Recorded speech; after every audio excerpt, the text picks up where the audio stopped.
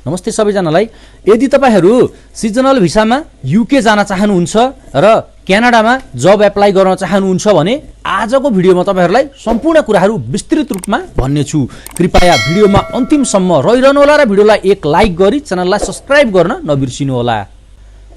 यदि तपाईहरू seasonal भिसामा UK जान चाहनुहुन्छ भने जनवरीदेखि सिजनल भिसामा तपाईहरुले एप्लाई गर्न सक्नुहुनेछ। त्यो भन्दा अगाडि तपाईहरुले सीबी बनाउनु पर्ने हुन्छ।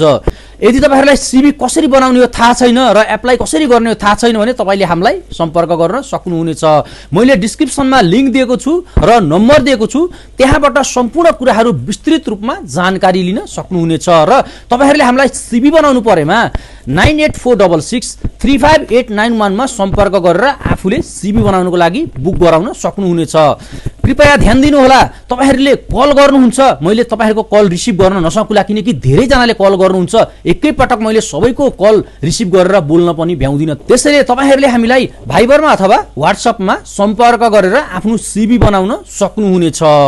र यदि तपाईहरुले राम्रो खालको सीबी बनाउनु भयो भने तपाई युके जान सक्नुहुन्छ, अस्ट्रेलिया जान सक्नुहुन्छ, क्यानाडा जान सक्नुहुन्छ र अरु जुनसुकै ठुलठुलो देशमा पनि एप्लाई गर्न सक्नुहुन्छ। राम्रो खालको सीबी बनाउनु परेमा तपाईले हामीलाई सम्झिन सक्नुहुनेछ।